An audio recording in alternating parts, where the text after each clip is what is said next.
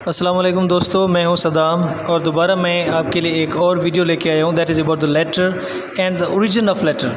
ये जो रस्मुल ख़त हैं, ये जो हरूफ हैं, इनकी इब्तदा कब हुई, कैसे हुई और ये कितना है, स्पेशली इंग्लिश के हवाले से हमने इंग्लिश के हवाले से पढ़ना है specially. So let's get started.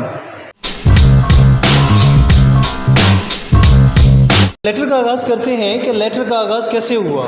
Letter से पढ़ने का आगाज़ शुरू से पहले अगर देखा जाए कि लेटर है क्या चीज़, बजाते खुद लेटर तकरीबन कोई 7th सेंचुरी में ये लैटिन जो स्क्रिप्ट है इसे लिखा गया। इसका आगाज़ ही कुछ ऐसे हुआ है जो लातीनी ज़बान से ही कुछ अल्फाज लिए गए हैं इंग्लिश का अपना कोई लफ्ज़ है ही नहीं, सारे के सारे दूसरी लैंग्वेजेस से लिए गए हैं। तो जैसे मैंने आपको बताया था रोमन इन्वेजन का, तो जब रोमन ने इन्वेड किया था, उनके इन्वेजन के बारे में बात की जाए तो उस वक्त लातीनी ज़बान जो है इंग्लैंड में चल रही थी, ब्रिटेन में, तो उधर से ही इंग्लिश लैंग्वेज का भी आगाज़ हुआ है। इसी से ही कुछ स्क्रिप्ट्स लिए गए हैं। जिस तरह से आपके पास अल्फ़ाबेट और अल्फ़ाबेट्स में डिफरेंस है, मैं उस वक्त इस चीज़ को भी हाईलाइट करूँगा। सबसे पहले हम लेटर की डेफिनेशन देख लेते हैं कि ये ख़त क्या होते हैं। ये वो ख़त नहीं है जो प्रेम पत्र होता है। ये ख़त हर वो चीज़ जो लिखी जा रही होती है, एक एक स्क्रिप्ट, एक एक हर्फ, इसे भी ख़त कहा जाता है।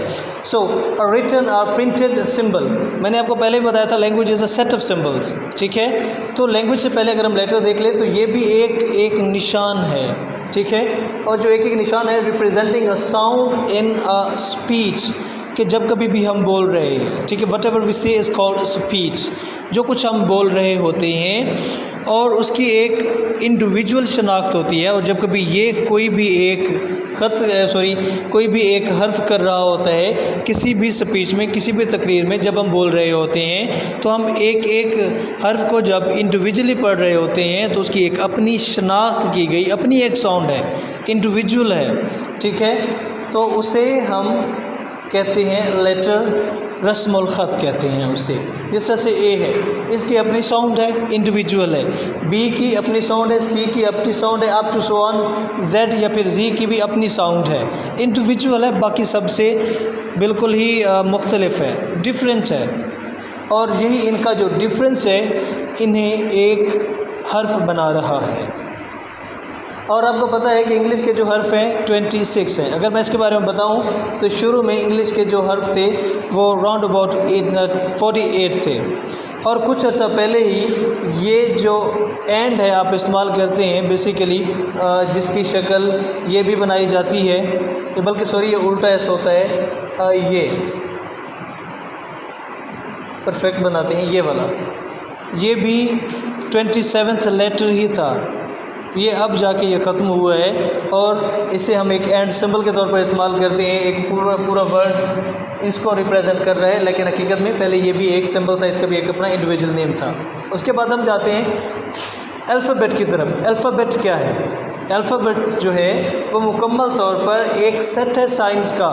ये अक्सर लोग गलती करते हैं कि ये जो अल्फ़ाबेट है, ये जो लेटर है फॉर एग्ज़ाम्पल, इनको अगर लेटर्स इसका प्लूरल बना दिया जाए तो इसे अल्फ़ाबेट्स बना देते हैं, जो कि गलत है।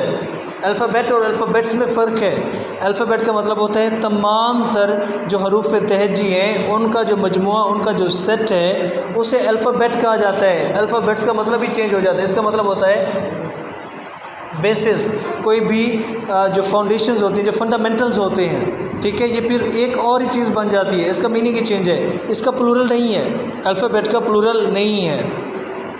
जिस तरह से गुड है वर्ड, उसका मतलब अच्छा है, ठीक है, तो ये एडजेक्टिव है। और अगर गुड्स कर लें तो फिर वो अशिया बन जाता है। सिर्फ एस के फ़र्क से डेट है। डेट का मतलब क्या होता है? खजूर नहीं, डेट्स का मतलब खजूर होता है। डेट का मतलब तारीख़ है। फिर तारीख़ के भी इंडिविजुअल, फिर एक हिस्ट्री वाली होती है और एक तारीख़ जो अदालत देती है तारीख़ पे तारीख़, और एक और तारीख़ होती है जिस तरह से 29 अगस्त है, 2023 ये भी एक डेट है, तारीख है।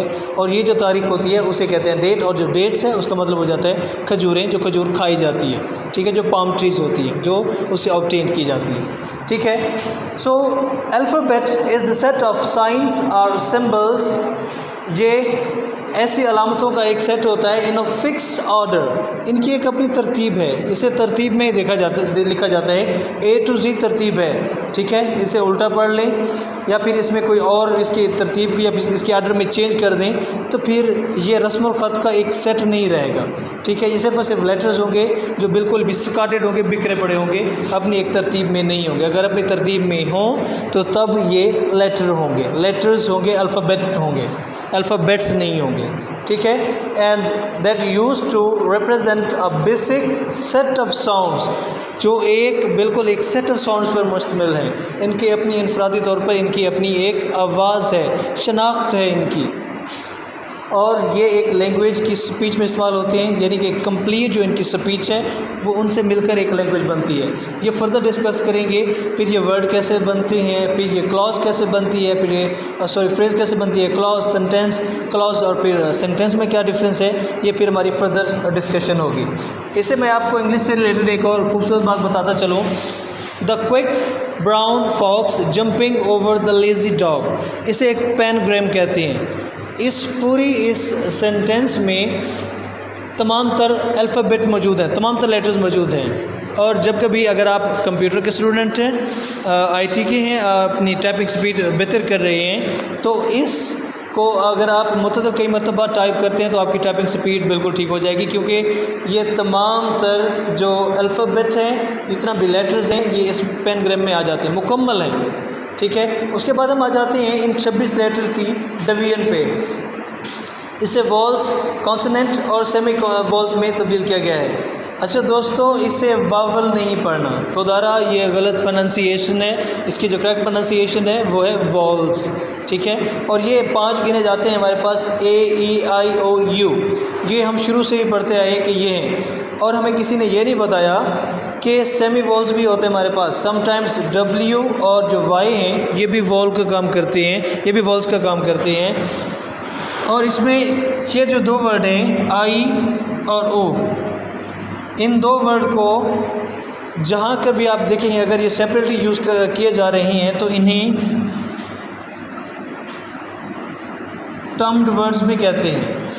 ये समटाइम वर्ड भी हैं, अगरचे ये सिर्फ और सिर्फ एक लेटर है, ये भी लेटर है I भी और O भी, और ये समटाइम्स वर्ड्स भी इस्तेमाल होते हैं। अगर इसे पर्सनल प्रोनाउन के तौर पर देख लें, I क्या है, मैं, तो ये एक पर्सनल प्रोनाउन को रिप्रेजेंट कर रहा है। और वर्ड है ओ my lord, O my God, अक्सर इस्तेमाल किया जाता है। ओ और आई, अगर इसके आपको पंक्चुएशन एरर बताऊं तो ये जहां भी इस्तेमाल होंगे ये हमेशा कैपिटल लिखे जाते हैं, ठीक है। उसके बाद आप हमारे बाकी 19 लेटर्स हैं, इस W और Y को निकाल के के सारे कॉन्सोनेंट्स हैं, ठीक है, तमाम तर कॉन्सोनेंट्स हैं। W और Y ये कब वॉल्स होंगे, कब वॉल्स नहीं होंगे, इम्पॉर्टेंट ये कॉन्सेप्ट है, ले लीजिए। वेट, जब कभी भी W शुरू में इस्तेमाल किया जा रहा है and it is followed by a wall sound, जब कभी भी ये वॉल से पहले इस्तेमाल हो रहा है ये W, तो ये कॉन्सोनेंट होगा, इस बात को ज़हन नशीन कर लें।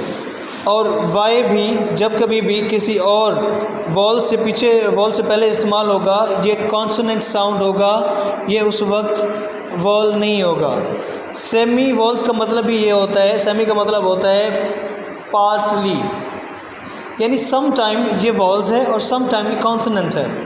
और ये वॉल्स कब होंगे, अब ये वॉल साउंड देख लिया जाए तो जब कभी भी ये जो W है इससे पहले कोई वॉल इस्तेमाल हो रहा है तब ये वॉल होगा, ठीक है। अगर ये वॉल से पहले इस्तेमाल हो रहा है तो कॉन्सोनेंट, अगर इससे पहले कोई वॉल इस्तेमाल हो रहा है तब फिर ये वॉल साउंड देखेगा।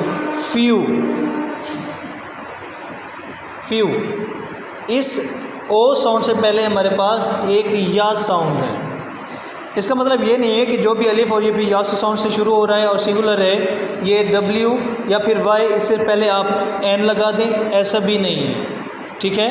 ये बस सिर्फ और सिर्फ सेमी वॉल्स के तौर पर इस्तेमाल होता है। और ये इंपॉर्टेंट चीज़ है कि इस बात को एनालाइज़ किया जाए कि कब ये वॉल होगा और कब ये हमारे पास कॉन्सोनेंट होगा। इस तरह से जब ये W न्यू यू अगर देखा जाए तो यू साउंड प्रोड्यूस कर रहा है, और फार आर ये पावर नहीं होता, फार होता है, ठीक है। और इधर भी अलीफ साउंड दे रहा है, और शोन इधर वाज साउंड है। इधर देखा जाए प्ले, जब कभी भी वाई जो है ये, या फिर ये जो W सॉरी ये जो वाई है, ये जब कभी भी एंड ऑफ अ वर्ड जो होता है वाई लिखा गया जा रहा हो ये वाई, तब इसे लॉन्ग वॉल कहते हैं, फिर ये लॉन्ग वॉल साउंड देता है। और जब कभी ये मिडल ऑफ द वर्ड होता है फिर ये होता है शॉर्ट वॉल। तो दोस्तों ये रहा एक लेटर, हमारे जितना भी लेटर उनकी तकसीम और किस तरह से मैंने ये आप लोगों को पोर्ट्रे किया। अगर इसमें कोई आपको मसला हो, कोई चीज़ समझ ना आई हो तो कमेंट सेक्शन में पूछ सकते हैं। Thank you very much. अल्लाह हाफिज़।